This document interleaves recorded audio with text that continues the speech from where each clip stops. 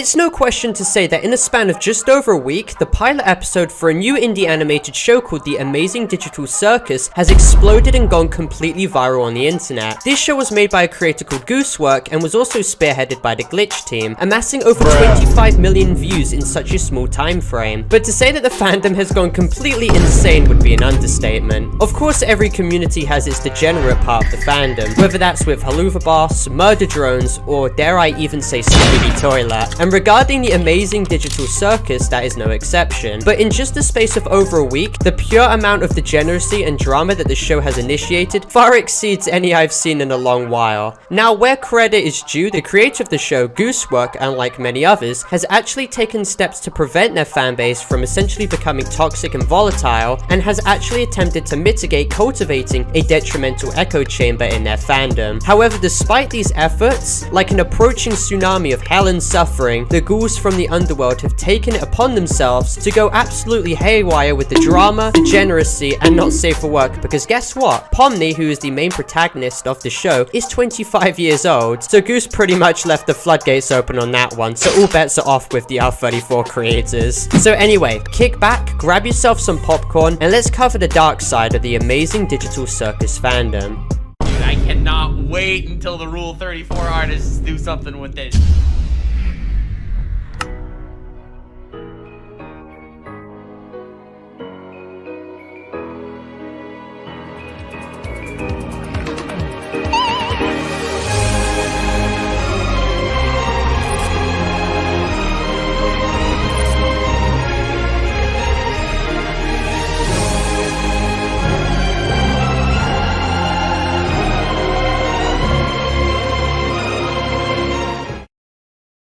So let me preface this by stating that I found the show overall pretty good. From the good voice acting and cast, to the colourful and lively animation style, and the great characters, especially Jax. And even in some instances, the humour also stood out and was funny. And if the show continues with this progression, there's no doubt that it will cement itself as a very memorable series up there with other popular and well-respected YouTube indie animated shows of the past few years. This show obviously follows a tamer approach than other indie animation projects such as Haluva Boss, in the sense that, unlike in that show with the consistent swear words and sex jokes, in this one there's only occasional innuendos here and there, and some censored swear words. Ooh, I know, so crazy, guys. But apart from that, it's pretty much viewable to anyone of any age, and you can see where I'm getting at now, because currently on YouTube, after the success of the pilot, we are currently greeted by a lovely barrage of highly suggestive videos of the show. I was afraid to tell you this, but I think I feel something too. Did you really kiss me? You're not as shy as I thought, Pomni. But truly nothing in comparison to the monolithic amount of Pomni Rule 34 art and Jax art on the dreaded hellscape site called Rule 34, where if something exists on the internet, there will be porn of it. Not even Skibidi Toilet was spared, keep in mind. Now, since Goose essentially greenlit the facilitation of not safe for work content regarding characters in the Amazing Digital Circus, there have been literally thousands of R34 images of these characters. Pomni, literally herself, has over 1.3 thousand art pieces made of her, and keep in mind it's only been a week. These numbers are sure to be skyrocketing. The problem is actually so large that it has become an inside joke in the community, to the point where there are even speedruns of who can come across these images the fastest. For example, if you search up Jax once on Google, you have a large chance of having your eyes permanently scarred for the rest of your life, and that is how bad the problem's got. No doubt this will bring another age of degeneracy to a generation where their minds have already been ruined by unrestricted parental access, and some kids will probably have their awakening to inflation art of Pomni, and that's pretty crazy to even say or think about. And I think wondrous creators like Nux Taku personify the porn addiction problem very well, because whenever he hears a female voice actor, he states, "Oh, you must voice in porn or Rule 34," because that is such a funny thing to say, like I'm ruffling in my rufflecopter right now. Dude, I cannot wait until the Rule 34 artists do something with this. Not because I want to see it per se, listen, even though Chibi Doki probably would. And whenever he sees an animated child, he thinks, damn, that must be a lol. You know, clearly the pinnacle of 2023 humor right now, and totally doesn't make me want to bite down on a cyanide capsule. Hold up. Who voiced this character? Who are you people? And have they ever voice acted in something slightly more Rule 30? And he may murder people. And he may be evil, but at least he cares about his lolly daughter. Now, it's not just the porn-addicted VTubers interjecting their completely unneeded opinion into talented and well-made indie animation shows that's a problem either, because we of course have the wondrous Fandom trying to claim that Jax, who's a very big character in the show, is a predator. That's right, this wondrous ripe new Fandom decided to kick things off by headcanoning Jax, a character in the amazing digital circus, as a pedophile who, likes underage victims / kids to grooms all the kids he can. What on earth did I just read out there? And of course, out of all the sites this kind of stuff is spread on, it does not shock me one bit that it was from a TikTok user. Keep in mind too, trolls have started making headcanons of Poppy being an Israeli citizen or Jax as a member of Hamas. This of course is made by TikTok trolls in order to make the Fandom look worse than it actually is and to spark a reaction because they desperately want attention. But the trolls didn't even really need to do this because the fan base regarding the amazing digital circus appears to already be eating itself up due to the way of the popularity is received in a very small time frame. I just want to add as well, people are trying to make a big deal with the characters, claiming that shipping the characters together is pedophilic or wrong, when literally all the characters involved in the show are literally adults. Goosework deliberately set their ages to be adults to avoid this sort of age dynamic problem from arising. However, Twitter users just negate this and cause drama anyway. And just as the pilot of the show continues to get more traction, literally hitting 30 million views as editing this, so do the voice actors involved, and their past might soon be looked into a lot more. And that brings me on to the next topic regarding the voice actor behind Kinga.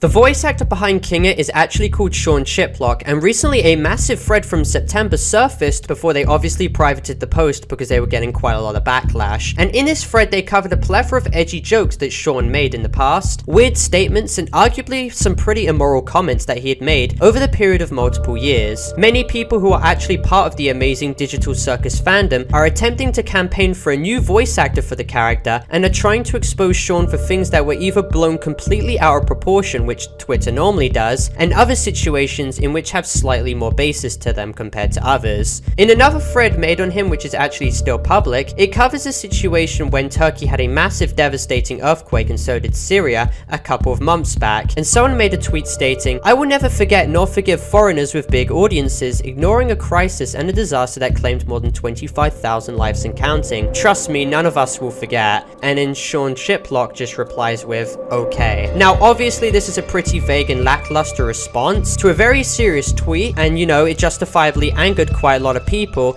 because as other Twitter users have put it, Sean just shows like some cruel apathy here. However, Sean literally attempted to double down on what he said. In this situation, it just seems like he interjected himself on something very serious and which has caused the deaths of thousands of people, and couldn't be bothered to show a slight bit of remorse, it seems. Now the allegations actually continue, with Sean making pedophile jokes, stating that he would want to have his first persona as a pedo, or other weird tweets talking about some pedo comic in which is lacking crucial context of the tweet, so we have basically no idea what he's talking about. And this was followed by other questionable tweets that would make some people's eyebrows raise, but currently nothing more than just some weird gross tweets from like 13 years ago, and no doubt that he's changed his mindset since then, because keep in mind, back in the early 2010s, this type of quote-unquote humor was normalized and less stigmatized than it is today. Now with the racism allegations, currently they hold no basis at all, because it was just some tame jokes he made regarding Chinese products and knockoffs with like Kung Fu Panda merchandise, and it seems like people searched China on his Twitter account, filtered it, and then took these messages out of context in bad faith to try and basically paint him out as a racist even though he isn't. It continues with the older, now privated thread we mentioned earlier, was trying to paint him basically as someone who tried to get his fans to harass a poor 16-year-old. However, they conveniently missed the fact that the 16-year-old originally literally slandering him, and that he had every right to call that out. I'm stunned how the narrative can be shifted into it being his fault, because Twitter likes to victimize a completely wrong person all the time, because they can just pull the, oh well, this person's a minor card, so they're probably in the right, and they can just completely twist the narrative, and people won't really begin to question the legitimacy behind the proof, and will just mindlessly believe it because that's how the Twitter hive mind works. Now more misinformation, however, continues to get propagated, and people either attempt to pin Sean as some pro shipper, which basically, for those who don't know what it means, a pro shipper is someone who supports a ship or shipping a ship between two people which is deemed illegal, or even a groomer defender. But both of these allegations are barely backed up with any proof and still remain as unsubstantiated claims currently, supported by only very few screenshots. However, there is one specific situation I want to go over where Sean made weird comments about a Genshin Impact character called Seiyu, who was 14 to 15 years of age, and how he stated he wanted to screw her. However, in response, he claimed that he will not actually apologize for the comment, and it was a joke comment he made to purposely annoy people and to troll his detractors, in which is still a pretty weird thing to do, so take that story however way you want. I still find, in my opinion, kind of weird to be joking about that to try and bait people into calling that out. I don't know though. So anyway, we're about a week in, and the fandom is already trying to find any reason to start ostracizing the voice actors and to start bickering inside the community because they are that attention starved. They will of course try and grasp at any kind of straws to demonize the person they have a vendetta against, and it seems the voice actor for Kinga, Sean, seems to be the current target, so who knows what might happen next. Now in conclusion, everything detailed in this video is just what has been happening over the course of the week after the massive popular pilot was released. At the state things are going at right now, who knows what might happen by the time we reach episode 3. Certainly it suffices to say that the fandom has a bit of a problem right now. However, I won't try and pretend that there aren't some positive aspects and bright prospects of the future regarding the show and its fandom. There are good people in the fandom, and there is a very intriguing storyline. And obviously this video is not intended to throw shade at the creators of the show, or the show itself, or the majority of the fandom. This video is only intended to go over what's been festering in the background of what is a very currently popular topic right now. So if you guys did enjoy this video and do agree that R34 is a disease on this world, make sure to leave a like and subscribe if you're new, and make sure to check out my other videos too. And obviously this video is not intended for hate, harassment, or cyberbullying or anything like that.